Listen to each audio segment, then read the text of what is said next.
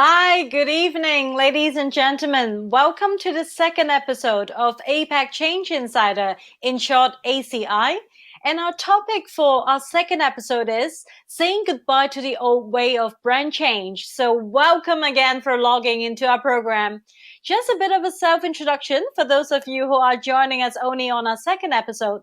My name is Laura Cozijnsen and I'm the founder of Lighthouse Consultant Limited, currently based in Hong Kong. And my good friend, as well as my other change insider, is Wong Mei Wai from APAC Global Advisory, the Chief Change Catalyst. Mei Wai, would you like to say hi to everyone? Hi, everybody. I hope you've had your dinner. Nice to have all of you here with us today. Indeed. Well, just a bit of a background about APAC Change Insider and what we're trying to achieve with this program. This is a program that was instigated at the height of COVID-19 when Mei Wai and myself sat together and we thought, why don't we create a platform in order to help organizations and leaders navigate change in this ever-changing world? And hence, that's the reason why we're here together, and we have an exciting program lined up for you this evening. And before we begin, why don't we have a quick check-in to see who everyone is calling in from? Because from the registration list, Mei Wai, I realized that students from over 14 countries. So let's see who is already logged in. So in the chat box on your right in the screen, could you utilize it and just type where you're calling in from, or simply saying good morning or good evening to us so we know where you're all calling in from. That would be something that we would be, able to know where our friends are from and to receive greetings from different parts of the world. So please do try to utilize the chat box on the right-hand side and tell us where you're calling in from. So we have a John from Singapore. Hi, John. Thank you for logging in. Welcome. Let's see who else is logging in from different parts of the world. We have Gabriel from Malaysia. Welcome. Thank you, Gabriel. Daisy, hi, hello. How are you today? Catherine from Hong Kong. Hello. Hi, Catherine. That's right. Hi, Gradually, we're seeing friends logging in from different parts of the world. And I think that is one of the beauties of our show. That is through the internet, through a digital platform, we can connect people from different parts of the world. So we have Cass from Thailand, from Singapore, Mark from Switzerland. Hi, Mark. Thank you for joining us. It's a pleasure. Hi. Mark, in fact, is one of our classmates at our INSEAD Executive Master's Program, and we studied a program in about change. So wonderful. We have so many good friends calling in. From Argentina, we have Silvana from Adrian from Hong Kong. Well, that is amazing. Good evening, everyone. So just a bit of a sneak peek on what we have in store for you all today. And to begin with, Mei Wai would be kindly sharing her new brand change model. And that's one of the inspirations of our topic for our second episode. Why do we say goodbye to the old way of brand change? And after that, Laura will be sharing with you on in the context of change, what do we need to look out for in terms of communication? What are the tips that we see that have worked?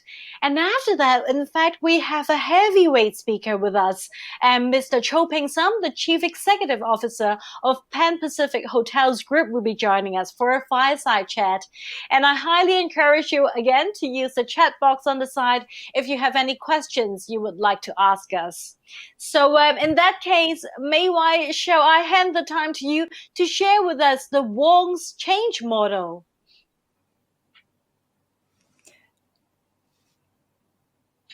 Good evening, everybody. Welcome and very happy to have all of you here this evening. Let me share with you the Change Insider perspective on why we are saying goodbye to the old way of brand change tonight. The situation is that today, brand change management and implementation as you know it, and over the past decades, tended to overemphasize outside change efforts like brand strategy, brand identity, digital marketing, even internal marketing. So tonight, I'm shining the spotlight on the lack of the emphasis of the inside brand change areas, which are critical for the success of achieving transformational change to build legacies. You see, the increasing speed of change has put pressures on organizations to be very clear on what's actually working with brand change moving forward.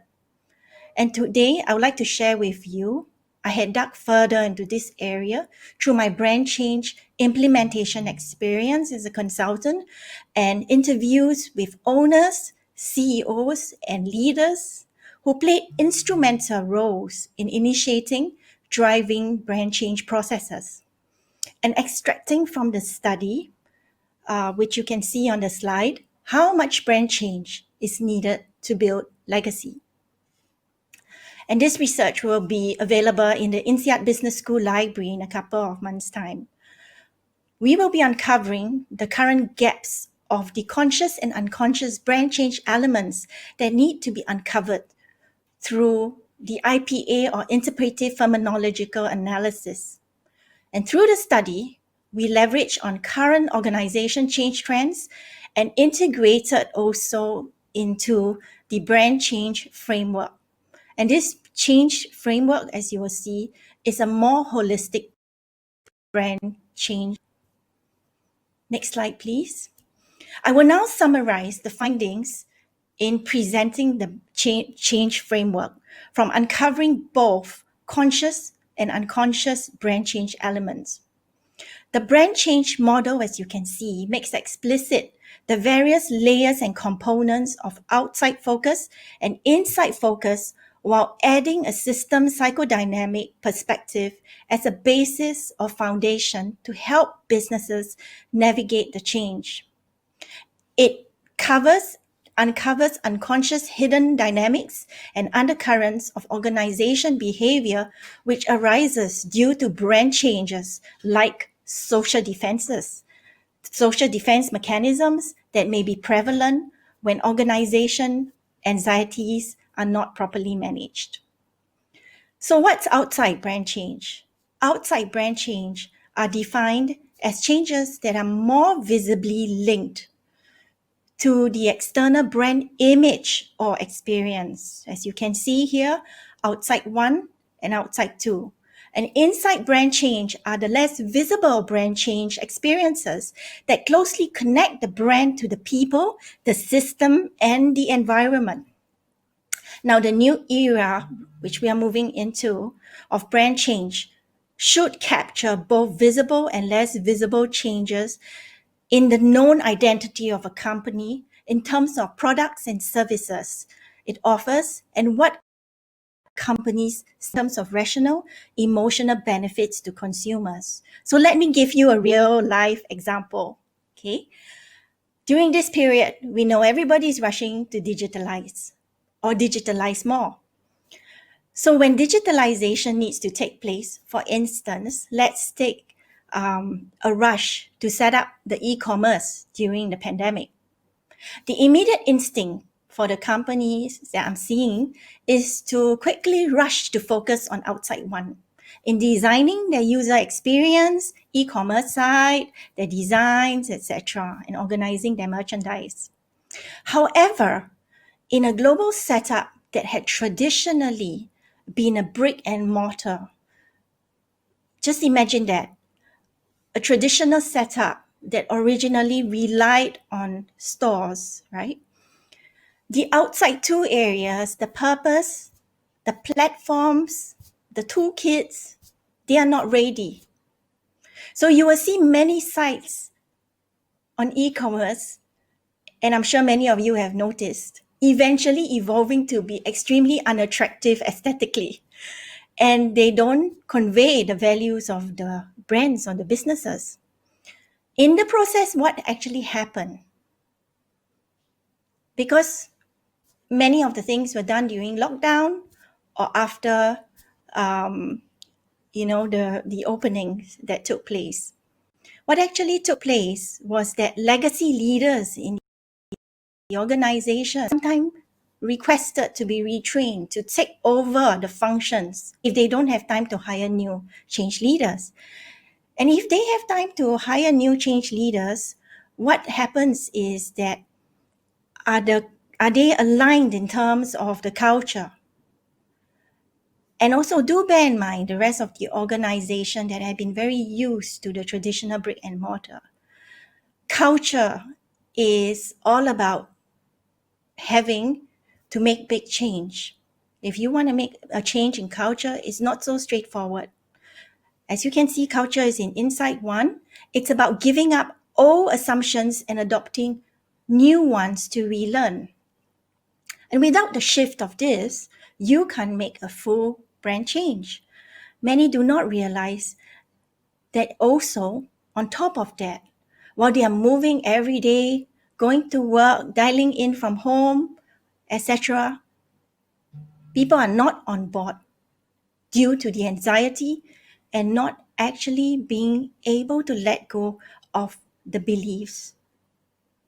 Sometimes inside, they don't actually believe that things can't work. These are the psychodynamics we discussed in the study. So how does one know how to navigate the brand change? As you can see in my slide here, in addition, for the study, we also raised awareness and understanding of how to navigate the risks of outside and inside change to deliver transformational brand change to build family business legacies. An area we will be using for consulting and helping organizations to understand where they are now in brand change journey, the different forces of change they're facing, and how to move forward with the competitive environment and the complex marketplace. Now, one of the key findings was that there are 4 different approaches that we found that has been taken for brand change implementation by organizations. They are, firstly, the outside change. Secondly, the inside change. Thirdly, the inside out. And fourthly, the outside in change. And where these are were based on a link to the purpose, the values, the generational stage, the culture, cross-functional structures, especially across brand HR and IT, ways of working, processes, platforms, etc. The second thing that I thought would be interesting to share with you was that companies that could navigate both outside and inside journeys, which are more complex, were in fact able to undergo more transformational brand change, resulting in things like acquisitions of brands, integration of new businesses, entering into completely new business categories. And this in turn enabled expansion into multiple markets globally with newly developed or acquired brands while creating a cohesive brand experience. Hence, before any businesses start their brand change journey, they should reflect on the current state of business and brand and the past experiences of the brand change, which segment they would be in. And then from here, plan and see where they can stretch to move forward in the context of planning with their brand change objectives so that they define what the primary role and outcome should be. So with that, I would like to pass you back to Laura. Thank you so much, Mei Wai. Well, I think the concept of outside in and inside out is very amazing because a lot of times when we talk about change, we talk about change on the outside, but we forget what's on the surface is actually an expression of what comes within. So a lot of you know me by my communications career. I do quite a bit of coaching, training, workshops or facilitation for different organizations in the area of communication. So I'm going to spend the next few minutes to share with you on what I feel is imminent in these times of change when we talk about brand communication. For a second, I would imagine this. Imagine that you're in the house, sitting on your sofa with your family, watching late night news, playing with your dogs, enjoying family time. And then you went into the kitchen. In the kitchen, you saw that the stove was on fire. You're the only one there, and you realize very soon that that is beyond salvaging. The only way or the only thing to do right then and there is to get your family out of the house to safety. So you run back out into the living room after being in the kitchen, seeing that the stove is on fire, and then you run out to the living room. And how would you communicate with your family? You have two options. Option A is that you would run out into the living room and say, "Hey, run, it's on fire, let's go, let's go." Or B, you would go into the living room and say, "Hi, family, we have a situation here. I think it requires our attention because there is an incident in the premises, and it would be ideal for us to look into the matter with immediate urgency because we might need to pack and evacuate the house." Well, I certainly hope for those of you who are watching, you would choose A, that says quickly, run, there's a fire, with a lot of emotion, instead of using option B, which is, telling them slowly with a lot of words that aren't really necessary during that time. This is an example that I would say very much symbolizes sometimes when you're in a crisis or when a brand is responding to this. First things that we look for is whether or not these brands are able to communicate timeliness, because in this very challenging times, you would look for clarity in communication and you would look for timeliness. Clarity meaning in this age that people have multiple screens, the time that is given to your brand voice would be very limited. So if you are able to shorten or to make your message clear, that is brief as well as to the point to your consumers and to your internal brand owners, you stand a much higher chance for people to listen to you and to understand you. So sometimes we say during a change setting, over communication is important. Clarity of communication is important. And from time to time, try your best to do some check-ins and to make sure whether what's being communicated is as intended, and try to get the feedback that you might in order to confirm the message, whether it has gone through. And in order for information or communication to be effective, do rehearse for impact. So my first point of advice for brands that are communicating during change is the point of clarity. The second point is the point of timeliness. Like in the fire example, we talked about when you see a fire, the first thing is to communicate clearly and quickly with a timely manner. Likewise, in the current days, in fact, gone are the days that we can spend weeks working through different departments in order to draft up a press release for a matter that needs to be addressed. We are actually looking at a much shorter time window, and our customers and our consumers looking for us to be able to respond very timely to situations that arises. So aside from clarity, timeliness is another important factor that we need to be quite careful of. It also adds another layer when we talk about timeliness, that is whether or not we're able to look ahead of time.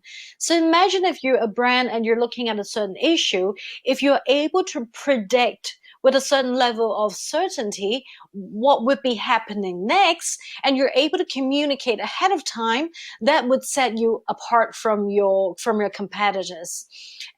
So I would like to give you an example of one of the biggest hit movies in our times is the Titanic, right? And when the Titanic set sail and when it came across a major disaster in the year 1912, the factor of timeliness is in fact one of the things that we see lacking, because as the crew on deck saw the iceberg coming, he delayed in flagging to the crew and to the rest of the crew and to the people that in fact there is an iceberg. So imagine if that person on the lookout did catch up on the timeliness of communicating the message, or if he wasn't distracted in the movie, if he wasn't distracted by the kiss of Jack and Rose on the deck. Cleanliness was a factor that they did capture. Maybe the disaster could have been avoided. So another factor that links to the point is authenticity. In current days, when we talk about change and when we talk about communication, more and more consumers, internal customers, external customers, or even our competitors are looking at a more humane and true communication channel and message. So meaning we expect to listen and hear the real thing instead of hearing what's been camouflaged. Because right now in this age, when we look for communication messages, it's no longer we're waiting to be fed by news, but rather we are being able to actively look for information of a brand. So imagine if a brand communicates authentically, then whatever we hear on all fronts, from a consumer perspective, from a staff perspective, or from a brand fan perspective, we'll be hearing the same story. But if you're not authentic, it would mean that we'll be hearing mixed messages from different types of channels, and that would be a brand that doesn't come across authentic, and people don't like that. So authenticity is important, and I think it also is a challenge to a lot of brand owners that we need to be bold to not have all the answers and to be honest with what we communicate. So with the 3 points of clarity, timeliness, as well as authenticity being important outside, utilizing Mei Wai's model, the outside communication channel, I would like to end by offering an inside tip, which is, are we able to learn how to communicate failure? Because imagine that we're in a change mode if you are looking at a brand change or an environmental change. If we're in a change mode, it would mean that we are experimenting, we're trying different things. So it's like when I was a college student, I studied physics, I studied chemistry, I go into the lab and I do lab tests, right? So in the lab, one of the things that I'm expected is to have failures. And it's totally okay to write my lab report saying I did not succeed in this experiment because there was this point that I missed, or there was this little measurement that I didn't take. So we're okay with failing. But then in a business context, especially when we're during change, if a brand or if an organization is not ready to develop a culture of failure communication, at least internally, it would mean that, whatever change that's going on is really something that, we were not trying to really address. Because imagine the brands that we love or the brands that we use, very common brands say WD-40. It's a lubricant brand, and the name WD-40 actually means it's the 40th formula. So meaning they have failed 39 times. And for a brand to be able to put that 40 onto their brand name, I think is pretty amazing, because it would mean that the culture of the brand would allow failure. And like what Albert Einstein has said, if we solve the same problem with the same solution, that would be equivalent. So whether or not we're able to solve the same problem with a different solution, that means change. And with change, there has to be failure. So my advice for brand owners would be, could you have a brand communication internally that would be able to allow failure communication? So that's my 4 points of tips for you on brand change communication. And with that, I would like to roll a video, because we're about to introduce you to our guest for the night from Pan Pacific Hotels Group. But before that, let's take a look at the video from the Hotels Group.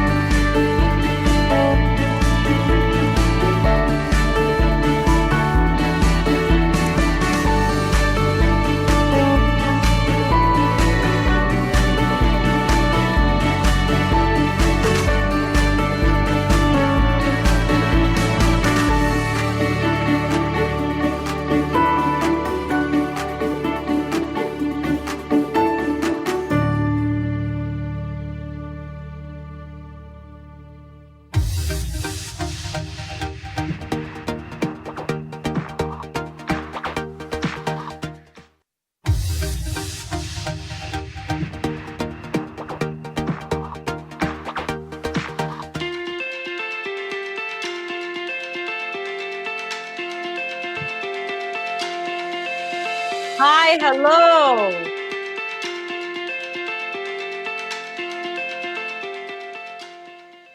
Hi, good evening. Well, I would like to introduce to our audience, of course, our guest today requires no introduction. Just for the formalities, we have with us Mr. Choe Peng Sum, Chief Executive Officer of Pan Pacific Hotels Group. Having seen the video just now, Mr. Choe, I really want to travel. So once again, a very warm welcome to our show. How are you today? Really good, very good. Thank you so much for inviting me to this wonderful show. Thank you very much, Laura, and thank you for Mei Wai. Thank you so much. Well, I'm sure a lot of the audience who are watching now, in fact, are a fan of the Pan Pacific Hotels Group. So I encourage you all in the chat box. You can use the chat box to say hi to us, to Mr. Choe, or to tell us about your fantastic experience with the Pan Pacific Hotels Group, or simply to ask a question. So if we may, I would like to begin by asking one of the first questions that comes to mind with our fireside chat today. And the question is, we know that you're a leader in the hospitality industry for many, many years. You've led excellent brands. How do you view the notion of brand change for the hospitality industry, Mr. Choe? Yeah, I think brand change or the change is actually very important. When it comes to the term change, I think it involves people. And all the more, I think that respect for the people are important. And most times company come into problem with change management because there is this eagerness to just get things done, do it or else, you know.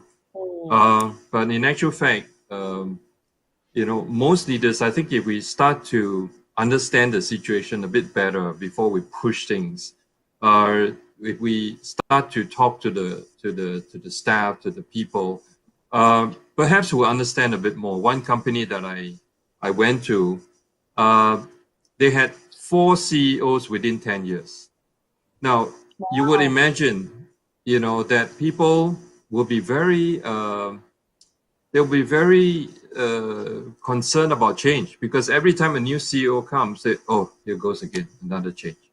So, another company I went to, the leader was very top down, you know, my way or highway, tomorrow get out if you're not interested. So when we are in that kind of situation, nobody wants to change because there's no, you just take cover, you know, in the army, we call it, you know, take cover, just hide and just do your work, you know, low key and then get on with life. So many times it's not because the people don't want to change. There could be a reason behind all this. So we just have to understand. And once we understand, we need to then work with the top leaders because, you know, when we do change, we need to speak in one language. You know, sometimes if the top leaders are not together, all it takes two leaders to say, I don't know, the new CEO, I don't know what he's up to. Just a short message like this spirals everything. So when the leadership is together, it's powerful because, you know, people, when they know that people are united, they said, okay, you know, but the moment there is seams being torn, they will play one against the other. So it's not that easy. It's not about, okay, let's get change, move. No, I think people are very important, and the more we respect people, the more we can effect changes. And I just say this last thing. I think that once we have the understanding of the situation and we have, you know, the support of the top team, and you know, there's a lot of communication going on. The next thing really is clarity in what we want to do, what we want to change. You know, many times leaders, we tend to, if we flip-flop, one day we say this, another day we say that, the staff, the associates, I think they will say, I can't. And so, you know, it's important to be very clear. And one of the things that I think I like to just very clear use is, you know, where we are, where we want to be, and How do we get there? I mean, it as clear as possible. I think what you've mentioned actually resonates a lot with what Mei Wai and myself are talking about, you know, when we talk about brand change. The brand change is not just out, but also the inside, meaning are the management team aligned? Are they on board? If there's anything unclear, could we untangle it before we disseminate the information? And it's also the importance of all these collective beliefs that build a brand, and that would mean, you know, that would mean a certain culture. And he Yeah, also spoke a it's lot about important. the psychodynamics as well, in fact. Mr. Cho, you were very sharp. You've actually picked up on the unconscious areas that actually, if it's not managed well, could, prevent you from moving forward on the change. So the unconscious psychodynamics were very important that you raised. And many times it is a lot has to do with the leader.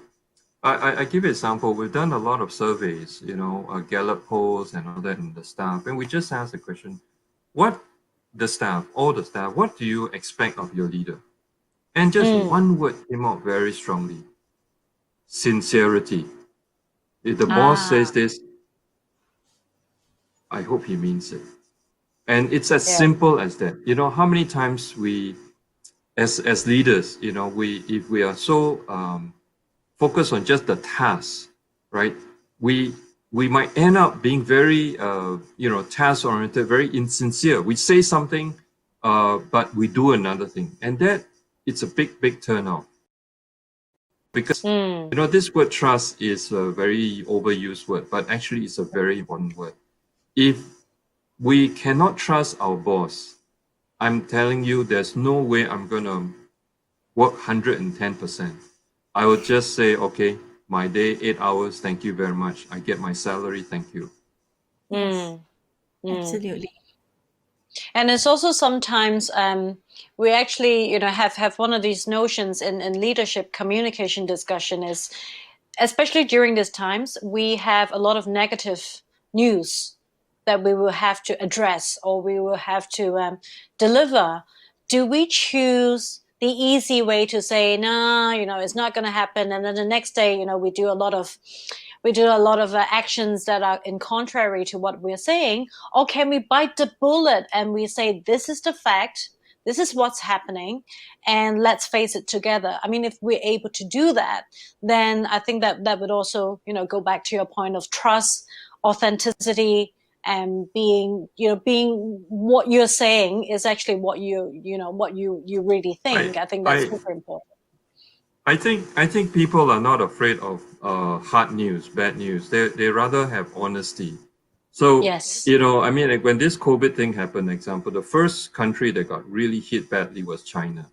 I think right after Chinese New Year, I think if you remember, you know, Yes. China got hit real bad. And when they have a lockdown in China, it's a real lockdown. Nobody moves. I mean, you know, otherwise you're out in the streets, none will go after you. You have all 5 of them, zero business, because no one could, you know, do anything.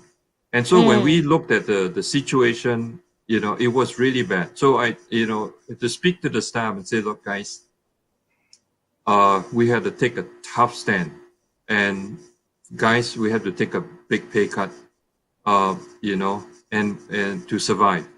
And I tell you, they all of them. And I tell you, I'm really thankful. All of them say, look, Mr. Choe, we'll take it. As long as we're still with the company, we are going to be with you. And I tell you, I'm so glad that everyone jumped in, because by 2 months' time, you know, China came back. By April, it came back. Right now, majority of our hotels are 80%, you know, and we are able to reinstate. So I think people are not afraid of bad news. They're not even afraid of hard work. All right. Many times people leave not because of hard work. People leave because of the bosses. Yeah, So the manager. it's just gonna be very important. So you touched a little bit about a point on, what's the culture that you're seeing, what's the trend that you're seeing within your leadership team. Can I also ask from a brand perspective, in these times, how important is a brand to a hospitality group? And what do you do apart? Okay, the brand is a promise, all right? It's a brand promise to the guests. It's also a brand promise to the staff, to the team. During this COVID period, the word is trust, right? In other words, if I stay in a certain hotel group, do I trust the group to really take care of me, to really clean the beds, the towels, the pillows, the surfaces, or is it, sometimes very easy. We do a video, boom, boom, boom, very nice, clean here, clean there. But in actual fact, we tell the staff save money, cut costs, take away all the stuff. So in the end, there's no way, there's no way you can really clean. And that, in a way, that not being truthful to the guests. But even the staff knows when you don't do what you promise, the staff says, wow, this company say something, but do another thing. And I think it gives a lot of insecurity, because if you can lie there, you can lie somewhere else. And so the brand is a brand promise. So when we came up with the word Pan Pacific Cares, right? It's about what Pan Pacific will bring, right? And so besides cleaning, which I think the staff also, they're so good. I mean, they're thinking, and they work with Diversey, which is an American chemical company, electrostatic sprays, hospital grade chemicals. They are the ones that were really enthusiastic, and we say, look, pay the money, get the best, right? But besides the Pan Pacific Cares on cleaning, actually cleaning has become a standard now, all right? If you don't do it, forget it. No one's going to stay, all right? Yeah. I'm not against Airbnb, but, a lot of people say, I don't know the guests before, what did they do? Is he COVID, is he, did they clean or not? So, but if a brand you trust, right, they will do it. But it's also about caring for the environment. Now people are more conscious, all right, of the environment. If we are very careful about the environment, all right, the use of plastic, the use of overuse of certain materials, if we really are careful, we also send a message that if we care for the environment, perhaps we'll care for you. And then also care for community, because, seriously, when we ask the staff, what can we do? They said, look, we got kitchens that is not used. Can we serve the underprivileged? And say, yeah. So they roll out 20,000 meals, and then they said, oh, can we, we got rooms. Can we give to the hospital? I say, yeah, sure, 25,000 rooms. It's all from them. It's all their idea, Wow. And at the end, we need to take care of the associates, the staff. So anyway, yeah, I know I'm talking too long, but it's I get excited. It's just that it's a brand promise that is meant for the guests, but it's also for the staff. I think I also feel that this down is from you, right? And we have actually quite a few encouraging messages. I know Mei Wai wants to ask a question, but I just want to read Mr. Choe a few of the very encouraging messages that we're receiving. And one of them says, Zuvia said, Pan Pacific Hotels on my list for my next trip. Sure, she said. All right. Very good. And Cass says, whoa, I missed the Whistler Village. Yes, yes, and Whistler is doing very well now. It's a lot of guests going to the mountains, yes. And one more, Olivia said, that's very encouraging, Mr. Choe. You have a great team. Yes, I do have a wonderful team. So you and your team are loved. I can feel it. I have a wonderful team, yes. Yes. Mei Wai, would you like to ask a few questions too? Yes, I was actually particularly taken by this We Care approach, and was very interested to understand whether there were any tips internally that you had to share on how you got everybody align to be able to come up with such wonderful ideas and to deliver the great service that the hotel does? Yeah, I think it has, to do with being honest with the staff, with the team. I mean, can you imagine if we tell the staff, you must try new, all right, you must take care of guests. And then, example, the guest asks, can I have a late checkout? My flight is at 6 o'clock, and, so the staff checks the occupancy. Oh, it's not too highly occupied. Okay, we'll give you till 3 p.m. Okay. Next day the manager comes and says, "Who gave this late checkout? Who is it? Okay, you are the one. All right, I tell you, that'll be the You're last never time gonna the do it. guy Yeah. ever think of a new idea. Yeah. You know." Absolutely. I'm just giving an example, but it happens. It happens. There's a lot of hotel groups, right? There are managers who walk around and they really talk to staff. I mean, they really care. How are you? How's your COVID? Okay, But there are also hotel groups. Managers walk around. You know what they do? They look out for mistakes. Who is making mistake? All right. Oh, you come here. So it's not that we are going to be like, so soft, but I mean, standards are high, but it is, why can't we take positive reinforcement, So Yes, the absolutely. key to this I'm going to bring around is this. The key is, if at the end of the day, we are able to get the 6,000 staff that Pan Pacific has to own this business as though it's their own, that they are owners. My family used to run our own business. During Chinese New Year, we would just pack the things and deliver things in our own car and bring, but nobody has to tell us that, because we own the business. I mean, it is our own business. So Absolutely. if every staff is an owner of the business and they feel good about it, I tell you, we don't need to push for ideas. We don't need to, the ideas are coming through everywhere. Everywhere. Even this period, the hotel industry is very tough, right? But I tell you, a lot of my GMs, they are so brave. They come to me and says, we want to take the SHN in Singapore. It's called stay home notice. It's the isolation business, but it can be quite dangerous, because we don't know who whether imported case, whether they but they said, look, if I don't take the business, we got no business. There's no international travel. They're so brave. Some of the GMs got swapped 7 times. I mean, but what I'm trying to say is this: they own the business, right? They're even coming up with ideas. We don't have to. Yeah. It's from themselves. Yeah. So I hope I answered the question. I get excited.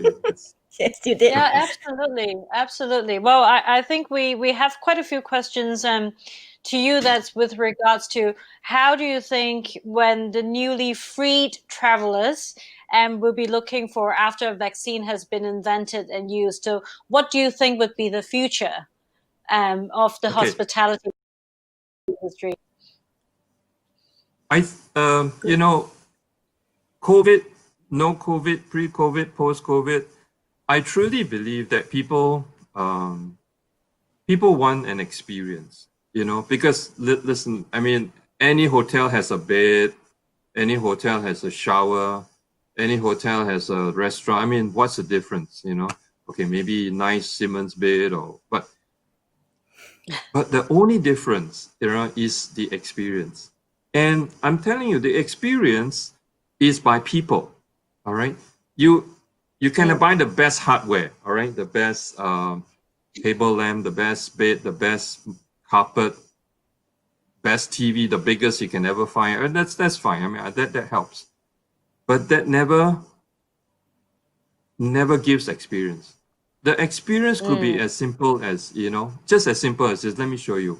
The guy comes into the hotel, and this is his 5th stay. All right, and it's as simple as, welcome back, Mr. Peter Smith. I mean, how do you know he's here before? Even a simple thing is from the heart. How do we get people to serve from the heart? so that, if the guest, example, he just wants, say, do you have a map? Right. The receptionist can, here's the map. Or the receptionist say, where would you want to go? And open up the map and show, and what I'm saying? There are so many ways, and this is an experience. It's by people. I used to have a housekeeper that, this guest is staying for weeks, all right? And she's very particular. My books are here, my slippers are here, But she didn't want to stay so high floor, so she requested for a low floor.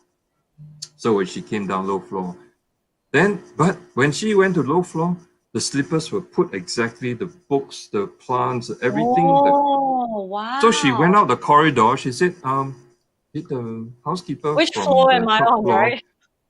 Did she come down? So no, it's a different housekeeper. So they said, oh, how do you know They said, oh no, the housekeeper from the top floor came down and briefed me what you like. Oh, that's so nice. There's no way in the training, right? There's no way in the You can training tell you them, can yeah, tell yeah. housekeeper number one, you must brief housekeeper. I mean, no way. It's when the heart, it's what I call hardware. It's when the heart is willing to serve. That's the difference. But can you imagine if people are happy and they come to work and they long to come to work, that's the difference. If people come and it's another day, oh man, you're dragging yourself out. Oh, it's very tough. Then how do you have heart? You can tell the people, smile. When your heart is not there, even you fake the smile, even the child will know about it. Yeah. Sorry. Yeah. Absolutely. Well, before we ask, maybe we have a question, but before I ask, we have a request, Mr. Choe. Elsie is saying that Pan Pacific F&B is doing so well that your traditional lotus seed mooncakes are all sold out. So she is requesting you to please make more of them. So I would just like to relate this. In fact, I was so happy, the staff, all the ideas, they're so funny. When we went into this lockdown, they had to do a lot of delivery. So the staff said, okay, I think I can make very good burnt chocolate cheesecake, And I tell you, I never realized that in 1 week, we sold 2,000 burnt chocolate cheesecake, on delivery, So then they started thinking about, different mooncakes, So, okay, I'll go back and ask them to make more. Thank you. If you can send one box to Hong Kong, that would be great. Okay, all right. Okay, we'll do. The team is very innovative, isn't it, Laura? The team guys is are very extremely good, innovative. I'm sure you were It's not doing amazing. deliveries and all that before the pandemic. Yeah. There's So, but it's innovation about. happening. Go ahead. So my question for Mei Wai is, I understand that you work with a lot of family businesses, right? And a Yes. lot of them talk about brand, they talk about legacy, and with your brand change model, and with the very in-depth and interesting discussion that we're having, what is the linkage you think between doing brand change well and building a legacy? What would you say? The interesting thing is convincing families that if they want things to remain, meaning having it passed down generations, change needs to happen. You see the link?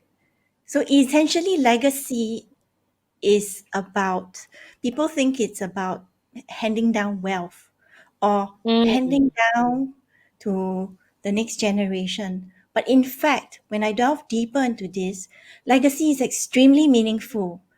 It's about retaining the people, the talent, how you groom the next generation. It's about your systems, etc., to bring value through. And it doesn't just apply to family.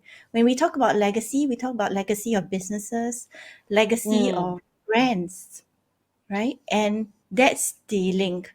The only difference with family business is that family business have complex areas that they need to look at in addition, which link back to succession planning and key dynamics, because family is a soft thing, isn't it? And business is a very hard and complex area. So when you put both together, it becomes extremely complex. I think today we have a few family business experts coming for this to say hello to them. Yes, yes. Well, I know that we don't have a lot of time, but may I ask one final question, and I'll go around and I'll answer last, is what do you believe in now, at this moment, at this point in time? If I may address the question first to Mr. Choe, what would you say that you firmly believe in? Okay, maybe I talk about the subject of a company's purpose. I think that's very important. You know, the company's reason for existence, right? And I'm not talking about motherhood statement like we want to be the best, we want to be the most beautiful, we want to be the biggest. That's not a reason for existence, you know. So if we have a reason for existence, that must be the glue that brings all our 6,000 staff together. In other words, it doesn't depend on the feeling of the leader. You know, how many times we have the experience of, hey, how's boss? Today the weather, is it good or not? Oh, it's very bad. Don't go and see him, you know. So we got leaders who are up and down and, you know, depend on mood. But if the company has a common purpose, a common direction, and we all clarify and say this is what we want the company to be. I give an example, all right? When I used Nokia before, all right? Nokia, I really am proud of Nokia because the phone, I remember I had a phone, it was so good. But Nokia's purpose was to make the best phone. And then came, you know, I use an iPad, and I'm not that I'm trying to sell them, but they put the computer in the hands of everyone. So they didn't sell a phone; they sold a computer. Now, I think that purpose was what brought, you know, the company forward. You know, in a way, what is the purpose? What is that? Okay, you can call it vision. What is the reason for existence? You know, and then communicate that very clearly in terms of, you know, what's our whole belief system? That means all of us. Is there a common belief system that we really believe in, we abide in, you know? And if that's the way, then everyone, example, it's easy to operate a hotel in Singapore. But when we have in America and Australia, and how do you make everyone believe in this, all right? And so this is, if you ask me, it's very important, whether it's a family business or whether it's a company that we run. Thank you. So it's the belief that could transcend geographic location, generations, or roles, or, you know, operation styles. Yeah, and I don't mean, you know, wow, you put all these wonderful vision, mission statements and then you all plastered everywhere. After the exercise, nobody really believes in it. Yeah. Wallpaper. Thank you. It's How about wallpaper, Mei? you know. What do you believe in? What I truly believe in during this period is that every one of us, whether it's organizations or individuals, friends, colleagues across the world, we have to share what's going on because the change is so quick, and we have to come up with new ideas. We have to co-create. We have to partner different industries. We have to be prepared and be open-minded because the shift has been quite a quantum shift for us. That's what I believe. Thank Am I you. answering your question? Of course, of course. And I think that's also one of the reasons why we created this platform, is to join hands and Yeah. to share. And if I may add my 2 cents, I believe, especially during difficult times, the power of communication. Yes. constructive communication, authentic communication, timely communication, and like I was saying early on, being able to communicate failure and to embrace it as an experiment. That's how you progress. That's how we move forward. So with that, I would like to thank Mr. Choe for your time with us today. I wish we could have hours and hours off you, but I know that would be too selfish. But then judging from the feedback and from your response, I now understand that why you are so loved. So thank you so much for your time, and I look forward to checking into a Pan Pacific hotel. Please do. Yes.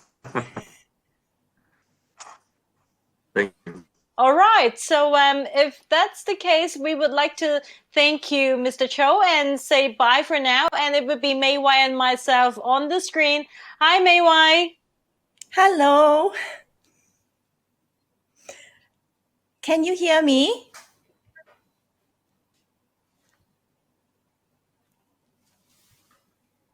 So how about we talk about our main takeaways for the day from the two of us, and for us to wrap up the show of episode 2. It was a great discussion, wasn't it? Yes, absolutely. I love listening to different stories, that really bring me back to the hotel. I can imagine, when he talks about what happened in the corridor or the comments that he made. It's things that I've heard about quite a bit in Yeah, even I think we were other in, industries. we were Yeah, in for such a treat because lovely. listening to the stories and for his I think it was his stewardship, looking forward and going together. That's something that really struck a chord in my heart. Yes, and I felt that he shared his insider view of things, and as he spoke as well, I could kind of hear him or feel his heart. And only with that authenticity can you lead and Yes. carry this kind of statement of we care. Yes, absolutely. Well, in the interest of time, why don't we both mention one or two of our takeaways? And I understand that there were quite some questions in the chat box that we won't be able to answer. But then, from judging from the thread of the discussion, I realized that quite a lot of our audience are interested in COVID and in how the new, how the new environment is, what is going to change. So, why don't we each mention some of our key takeaways, and then we'll give our audiences a preview of what's going to happen in our third episode. Okay. I think as with the APAC Change Insider episode 1, typically we conclude with a statement around leaders. And that's why we also picked Mr. Cho specifically for this session, so that we're able to share all these insight views on that. I want to go a little bit back to the model on what we picked up as we spoke to owners, CEOs, diverse industries who have footprints across about 17 countries. And one of the key findings, which I thought you might find very interesting for a leader, particularly relevant in the COVID situation, is that the ones who were able to navigate their teams through outside and inside and complex environments were the ones who actually were able to deliver transformational change. Mm.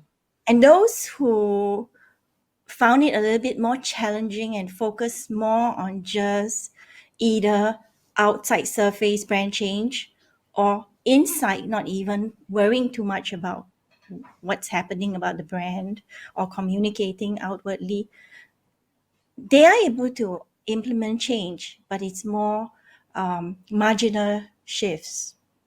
The other thing was that the leaders who really stood out and were able to make transformational shifts in times like this were the ones who are able to what you call navigate at the boundary, meaning that they were able to collaborate,